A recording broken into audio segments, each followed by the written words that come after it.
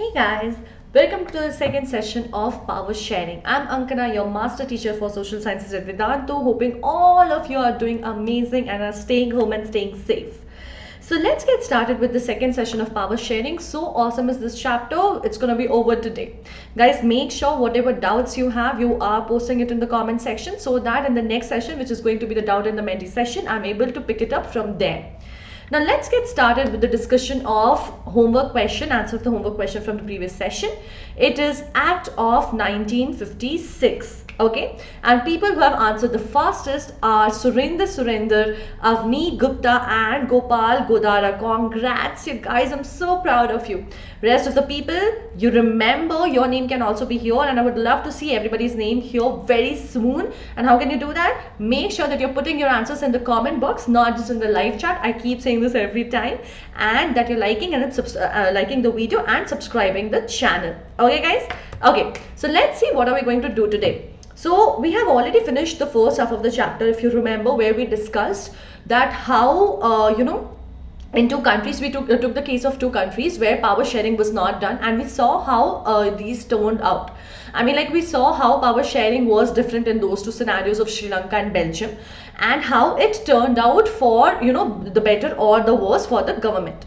So today we are going to understand that why is power sharing important. Okay, so we have seen how is it done, why is it if it is done or not, but why is what is the most important part, right? Then forms of power sharing, like how is it done. So the why and how, what we have understood in the previous session. So guys, let's start with why power sharing is desirable. This is going to constitute 3 marks out of your syllabus of your question, right? Okay, so why is power sharing important? But sure, so there are two major reasons. Okay, I mean, see, in general, obviously to make sure that there is a balance, and we will talk about this moving ahead in the session also.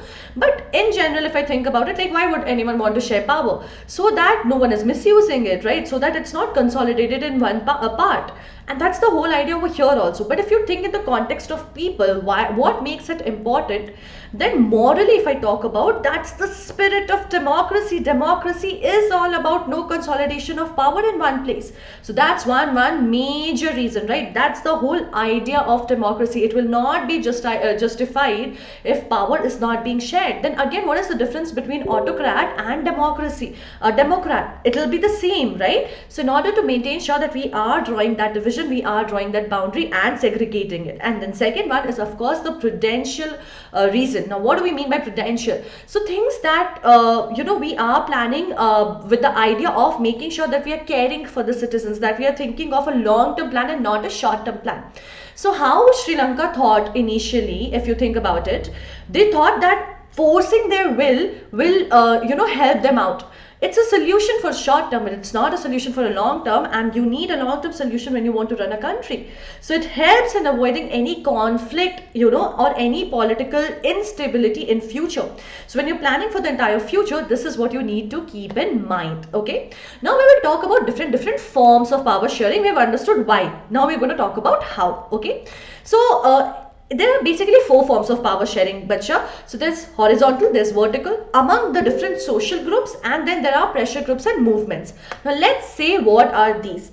So the most, as we were just discussing few minutes back, the spirit of democracy, the whole idea of democracy is that the power is derived from the people, right? People are that's the basic principle, that people are the center.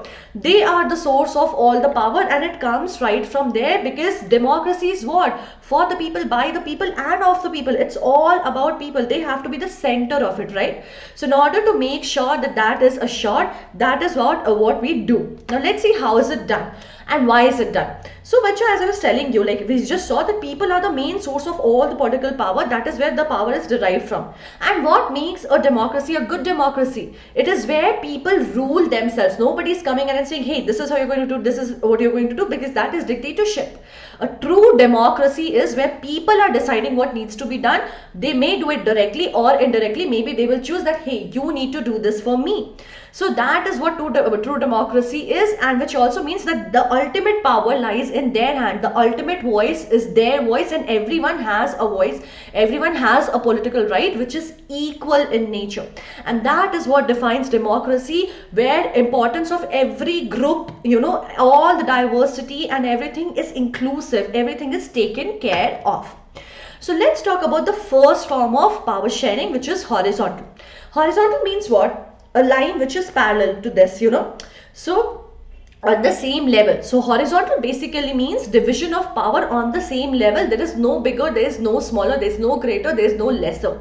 The power is divided on a horizontal level, on the same level, and it is divided in three parts, as you know, in Indian government: legislature, executive, and judiciary, which means no one is greater than the other one, no one is smaller than the other one, all are equal. And before any injustice is done, it is divided right in the beginning itself, and everyone has their own role to play, everyone has their own importance. And why is this done? So that the idea is that the power does not get consolidated at one point, with one person. There is proper separation, there is proper division, and that should create a balance. Now, okay, I have created a balance, but what then? I mean, like, okay, I'm the judiciary. I may still, exploit my power. I still may misuse it. So the another idea is to keep a check on the power as well. The executive is somehow dependent on the judiciary. The judiciary dependent on the legislature.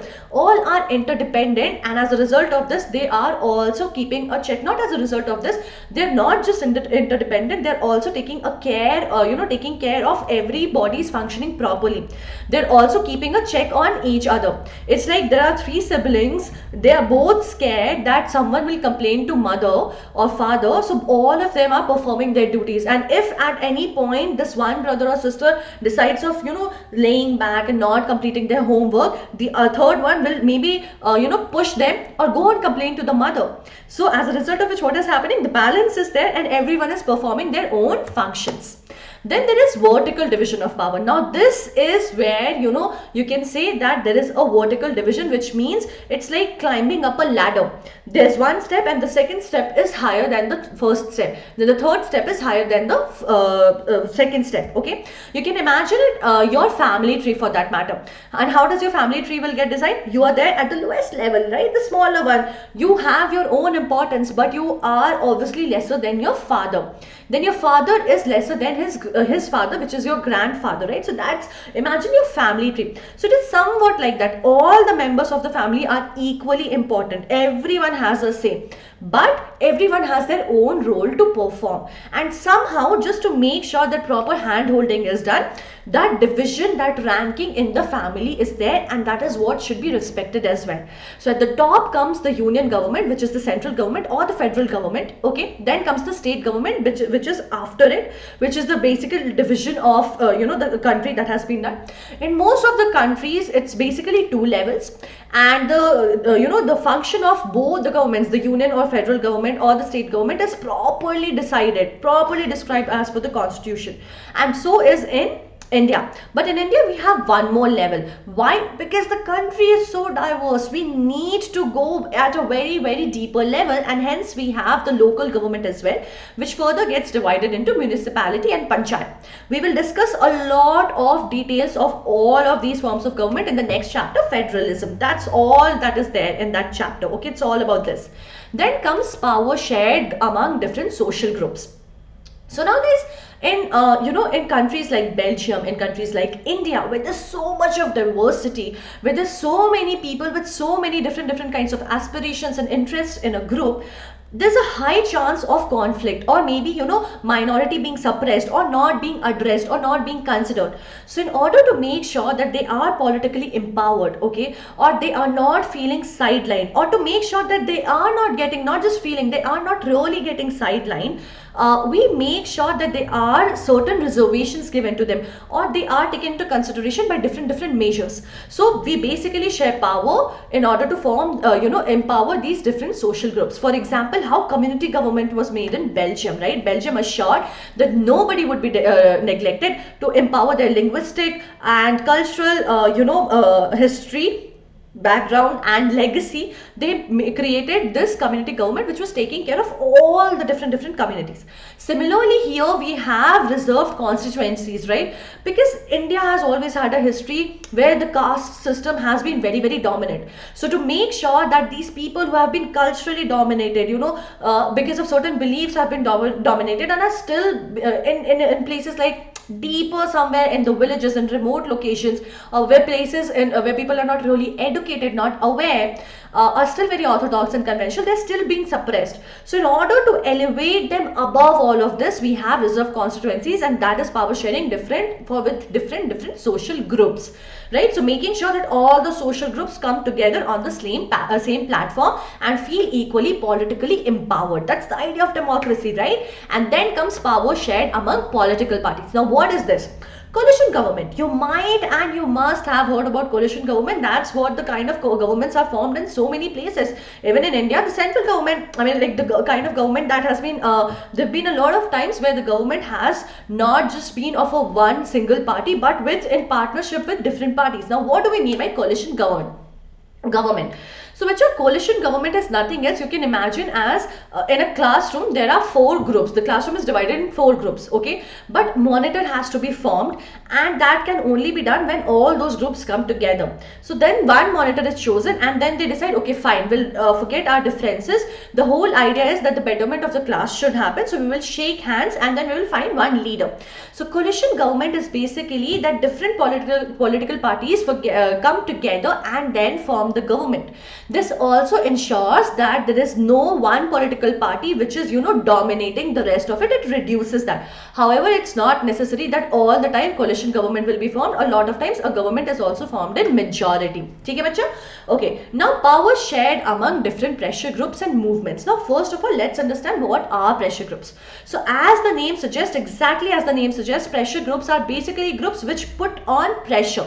On whom? On the government which is in power. Now guys, these people have no interest of their own, okay? No political interest of their own. They have more moral, they have more cultural, they have more, idea of protecting from the social aspect, okay? Protecting their ideas, promoting their ideas for the protection of different groups.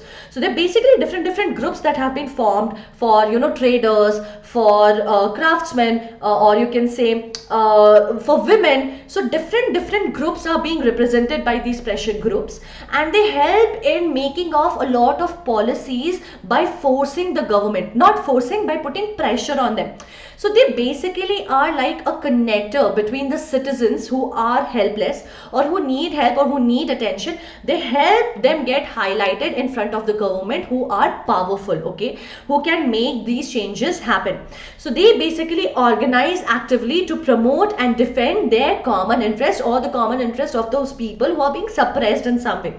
For example, women, these pressure groups have helped women achieve, for the policies like anti-dowry, anti-sati come into existence. So they have empowered them, or they're constantly putting out their interest in front of the government who have the power to make these changes, okay? So democracy has various social movements, okay, related to social issues, which in turn put pressure on the government to act in the best interest of the citizen, and pressure groups make this happen in a great manner. They have a huge role to play in this, okay? So with this, guys, we are done with today's session. We are done with the chapter. What an awesome chapter, right? Got finished in 2 sessions. So awesome. And we've already covered 6 marks. How amazing is that? Now let's quickly look at the homework question. But before that, I would want to discuss about something very important. The problems which you guys are facing.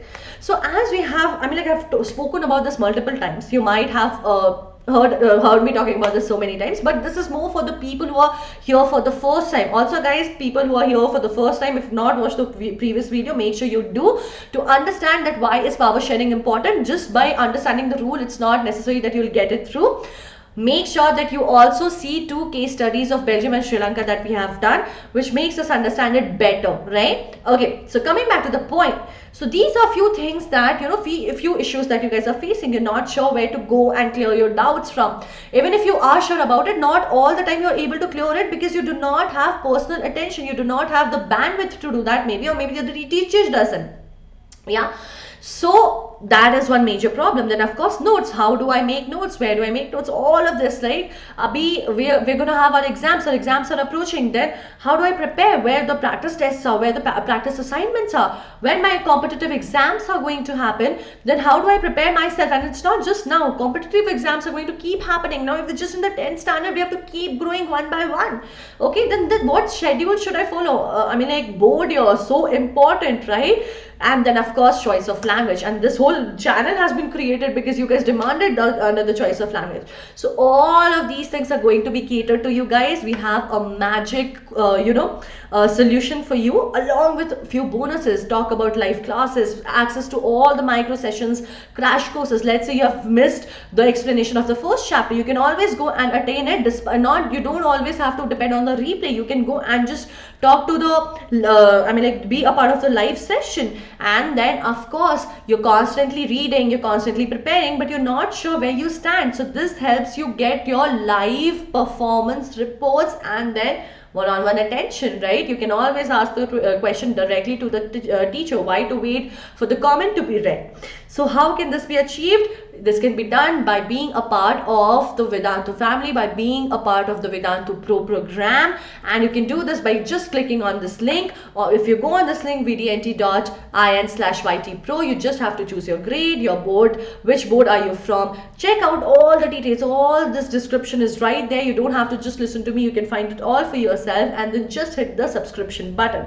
Once you do that, you will get 3 options of 1 month, 3 months and 6 months. The bigger package you take, the more benefits you're gonna have for the longer time. How awesome is that? And all, as I told you, you have to do is just go on this link. And one thing that you're gonna do which is going to make it super awesome, is apply this coupon. The moment you apply this coupon, AKEPRO Pro, what will happen? You'll get a huge discount, okay? And that will reduce the whole price that you were supposed to pay, and you will end up paying just 10 rupees per day. So cool, isn't it? Okay, now let's move to the homework question. Choose an example of horizontal sharing of power. Power sharing between organs of the government, power sharing between political parties, power sharing between different levels of government, or D, power sharing between states. So guys, with this we are done with the session. If this helped you, if you like the video, make sure you hit the like button, and don't forget to subscribe don't forget to subscribe the channel. Why? Because the next session that we're going to come with is going to be doubt and Menti, and that's going to be so awesome and exciting. People, make sure you are posting your doubts, be it from lesson 1 or lesson 2, session 1 or session 2, in the comment section, so that we are able to pick it up from there and do your doubt and Menti session in the best capacity possible. Okay, and I will see you guys in the next session, which is going to be doubt and Menti. Till then, stay home, stay safe, take care guys, bye bye, have a great day ahead.